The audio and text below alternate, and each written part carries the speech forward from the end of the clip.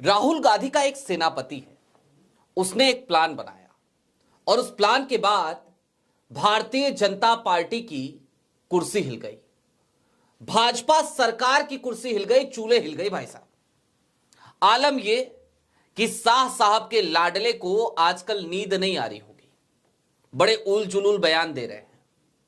यहां तक कि सदन के भीतर भी शाह साहब के लाडले की नींद उड़ाने वाला वक्तव्य राहुल गांधी के उस सेनापति ने दे दिया उस प्लान के बाद। और मजे की बात यह है कि आज की तारीख में मोदी साहब हो या फिर कि शाह साहब हो, पूरी गुजरात लॉबी हो या फिर कि इनके तमाम सिपह सलार हो, सबकी आंखों में राहुल का यह सेनापति खटकने लगा है। कौन है राहुल गांधी का यह सेनापति? क्या है उसका प्लान? एक तरफ भारतीय जनता पार्टी जब पश्चिम बंगाल में सेंधमारी करने की कोशिश कर रही है, तो दूसरी तरफ कैसे भाजपा की एक सरकार अपनी उल्टी गिनती गिननी शुरू कर चुकी है, आज इसी बात का विश्लेषण करेंगे।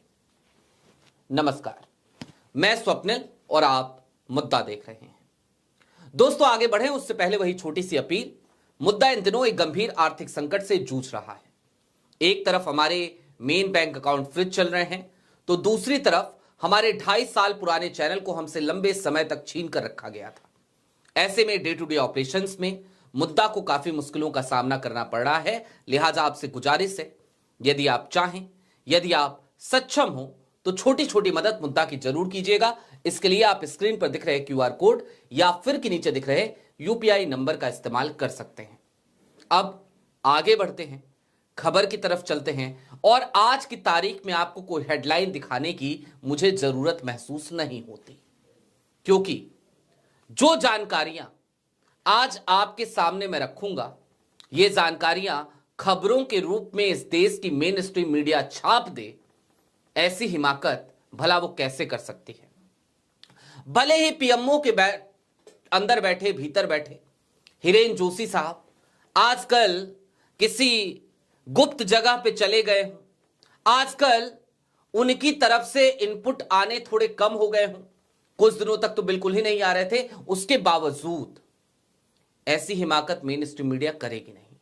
लेकिन हां, सदन के भीतर अगर कोई कुछ बोले तो जाहिर सी बात है उसे छापना मजबूरी है। वो सारी खबरें जरूर छपी हैं, वो इसी वीडियो के दूसरे हिस्से में लेकर के आएंगे कि कैसे शाह साहब के लाडले, शाह साहब के दुलारे ने एक मुद्दा उठाने की कोशिश करी थी, उससे अपनी राजनीति चमकाने की कोशिश करी थी, सूर्यास्त की तरफ अग्रसर उनकी राजनीति, कैसे उन्हें उम्मीद थी इससे सूर्योदय हो जाएगा, वो सारी चीजें भी आज काफूर हो चली।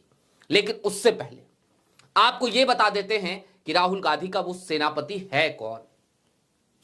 असम के पूर्व मुख्यमंत्री रहे तरुण गोगोई, उनके सुपुत्र हैं, नाम है गौरव गोगोई। लोकसभा में कांग्रेस के उपनेता भी हैं और असम कांग्रेस के प्रदेश अध्यक्ष भी। असम में आज की तारीख में हिमंता बिस्वा शर्मा, आज अगर आप उंगलियों पे गिने ना शाह साहब के सबसे भरोसे के लोग कौन हैं, तो उनमें शायद पहले दूसरे नंबर पे आपको हिमंता बिस्वा शर्मा का नाम सुनाई देगा। एक तो कारण यह है कि वो मुख्यमंत्री हैं असम के, पावर सेंटर है। दूसरा कारण यह है कि वो उसी तरीके की राजनीति करते हैं, यानी कि सो कॉल्ड हिंदुत्व की, सो कॉल्ड हिंदुत्व की नहीं, सो कॉल्ड। दूसरा सबसे महत्वपूर्ण कारण निश्चित तौर पर तो कहीं ना कहीं यही है कि वो भी कांग्रेस से निकलकर भाजपा में आए और आज की तारीख में हमेशा जैसे स्मृति ईरानी थी ना, उसी तरीके से वो सिर्फ और सिर्फ राहुल गांधी को और गांधी फैमिली को टारगेट करते नजर आते हैं। खैर, अब क्या प्लान बनाया है गौरव गोगोई ने, तो जरा वो जान लीजिए। कल की तारीख से, यानी कि कल तारीख हो जाएगी 6 दिसंबर 2025 की तारीख। कल की तारीख से कांग्रेस एक नए अभियान का शुभारंभ असम में कर रही है और इसे नाम दिया गया है राइजर पदुलित राइजर कांग्रेस।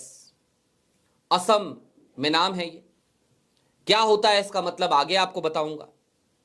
और ये एक जो अभियान है, केवल एक अभियान, जो आज की तारीख में गौरव गोगोई ने शुरू करने की पेशकश कर दी थी, उसके बाद उसका अब ऐलान हो गया, कल से वो शुरू भी होने जा रहा है। उसने असम के भीतर बैठे हिमंता बिस्वा शर्मा की कुर्सी के चूल्हे हिला दिए। नॉर्थ ईस्ट पे अपना कब्जा मानने वाली भारतीय जनता पार्टी आज की तारीख में असम में अपनी उल्टी गिनती, उनकी सरकार की उल्टी गिनती शुरू हो चुकी है। हालांकि उल्टी गिनती आज से नहीं शुरू हुई, इससे पहले भी बहुत सारे सर्वे आए। उन तमाम सर्वेक्षण में यह बात आम तौर पर कही गई, यह आंकड़ा सामने से आता हुआ नजर आया कि आज की तारीख में भारतीय जनता पार्टी की सरकार अपनी विश्वसनीयता खोती हुई नजर आ रही है। वहीं दूसरी तरफ कांग्रेस और उसका गठबंधन वो तेजी से आगे बढ़ रहा है। आज से 6 महीने पहले एक सर्वे हुआ था, उस सर्वे में 0.02 का अंतर था हिमंता बिस्वा शर्मा और गौरव गोगोई के बीच में बतौर मुख्यमंत्री। असम के लोगों से पूछा गया कि आपका पसंदीदा मुख्यमंत्री कौन है। सैंपल साइज काफी बड़ा था और उसमें गौरव गोगोई और हिमंता बिस्वा शर्मा के बीच सिर्फ 0.02 का अंतर था, 0.02 का। सोचिए, यानी कि गौरव गोगोई तेजी से उस फासले को पाटते हुए तब से ही नजर आ रहे हैं जब से उन्हें असम की बागडोर दे दी गई, असम कांग्रेस का प्रदेश अध्यक्ष बना दिया गया। अब इस अभियान की तरफ आइए। मैंने आपको बताया था इस अभियान का नाम है राइजर पडुलित राइजर कांग्रेस। हिंदी में अर्थ क्या हुआ? हिंदी में हुआ जनता के दरवाजे पर कांग्रेस। और जनता के दरवाजे पे कांग्रेस का मतलब क्या है? एक तो यह राज्यव्यापी अभियान है, यानी पूरे असम में यह अभियान चलाया जाएगा और इसमें बॉक्सेस रखे जाएंगे अलग अलग जगहों पे और जनता से उनकी राय ली जाएगी। क्या होगा इन बॉक्सेस में? इससे जनता की उम्मीदें और सुझाव वो एकत्र करेगी कांग्रेस। पूछेगी कि भाई आप क्या चाहते हैं, आपकी क्या उम्मीदें हैं, आपकी क्या निराशाएं हैं। वो सारी बातें कांग्रेस के इन बॉक्सेस में कैद होगी और उसी के आधार पर निश्चित तौर पर मैनिफेस्टो भी तैयार किया जाएगा। किन वर्गों पे ज्यादा फोकस कर रही है कांग्रेस? तो उनमें चाय बागान मजदूर हैं, किसान हैं, महिलाओं के समूह हैं, छात्र हैं और ग्रामीण समुदाय है। 2026 चुनावी विजन, डॉक्यूमेंटेशन और घोषणा पत्र का हिस्सा बनाने के लिए इन वर्गों को टारगेट कांग्रेस करने जा रही है। अब सदन में गौरव गोगोई ने आज क्या कहा और कैसे वहां पर भी हिमंता बिस्वा शर्मा गिरते हुए नजर आए, वो आपको आगे बताएंगे। लेकिन उससे पहले जरा कुछ बातें असम की कर लेते हैं, खास तौर पे वहां की एक बड़ी आबादी की, चाय बागान मजदूर। असम की चाय सुनते हैं ना आप में से बहुत सारे लोग होंगे जो असम से चाय मंगाते भी होंगे, मैं खुद उनमें से एक हूं।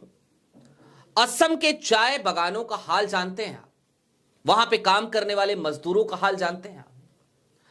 अंग्रेज चले गए, अंग्रेजों की प्रथा आज तक जारी है।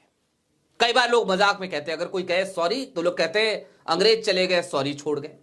कई लोग कहते हैं अंग्रेज चले गए अंग्रेजियत छोड़ गए। लेकिन अंग्रेज चले गए और चाय बागान मजदूरों के साथ चलने वाली एक कुप्रथा आज तक छोड़ गए, यह कभी आपने सुना है क्या? नहीं सुना तो जरा आज संक्षिप्त में जानिए। जब इस देश में अंग्रेज थे और उन्होंने चाय का उत्पादन यहां पे शुरू किया, तो पता है उन्होंने क्या किया? चाय बागान के मजदूर अपनी जिंदगी के बारे में, अपने भविष्य के बारे में सोच ना सके कभी, इसलिए एक अलग तरीके की कुप्रथा को जन्म दिया गया। चाय बागान में मजदूर सुबह से लेकर शाम तक खूब मेहनत करते, खूब पसीने बहाते और जैसे ही शाम होती, उनका काम खत्म होता, उनको एक तरीके की शराब दे दी जाती। वो शराब पीते, जाकर के सो जाते, सुबह उठते, फिर से काम पे आ जाते। यानी पूरे दिन काम किया, शाम को शराब पी और ऐसी शराब पी कि उसके बाद से कुछ बचा नहीं सोचने के लिए। अगले दिन फिर से वही काम। पीढ़ी दर पीढ़ी यह कुप्रथा जारी रही और आज भी चाय बागानों में अधिकतम जगहों पर यह कुप्रथा लगातार जारी है। यानी कि चाय बागान में मजदूर काम करते हैं, शाम को उनको चावल की माड़ से एक अलग तरीके की बनी हुई शराब परोस दी जाती है। असम में यह खुलेआम चल रहा है। निश्चित तौर पर पीढ़ी दर पीढ़ी वो मजदूर वही काम कर रहे हैं। मैं आपको एक और आंखों देखी बात बताना चाहता हूं। कभी आपने सोचा है कि आप किसी दुकान पर जाएंगे चिकन की और कहेंगे कि जरा 150 ग्राम चिकन दे दो, और फिर घर जाकर उसमें तमाम तरीके की सब्जियां मिलाकर, आलू मिलाकर इस बात पे खुश हो सकते हैं कि 5 आदमी का परिवार है और आपने चिकन खाया। यह हो रहा है। एक अंडे को घर ले जाकर उसे उबालकर आलू और अंडे की सब्जी बनाकर 5 लोगों के परिवार में बांटकर असम के ये चाय बागान के मजदूर यही कहते हैं कि आज हमने अंडा खाया। इस तरीके की गरीबी, इस तरीके की मुफलिसी, इस तरीके की मजबूरियां असम में आज भी चाय बागान के मजदूर झेलते हैं। और ऐसा नहीं है कि सिर्फ भाजपा की सरकार में झेल रहे, नहीं, मैं फिर कह रहा हूं, अंग्रेज चले गए, तमाम कुप्रथाएं छोड़ गए और आज तक चाय बागान के मजदूरों की स्थिति में कोई सुधार वहां पर देखने को नहीं मिला। इस वर्ग को अब कांग्रेस अपने साथ जोड़ना चाहती है।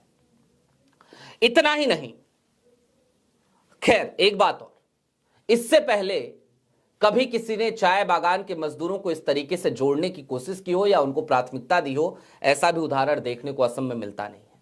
खैर, आज ये हो रहा है, अच्छी बात है, अच्छी कोशिश है, अच्छी पहल है। गौरव गोगोई को इसके लिए बधाई।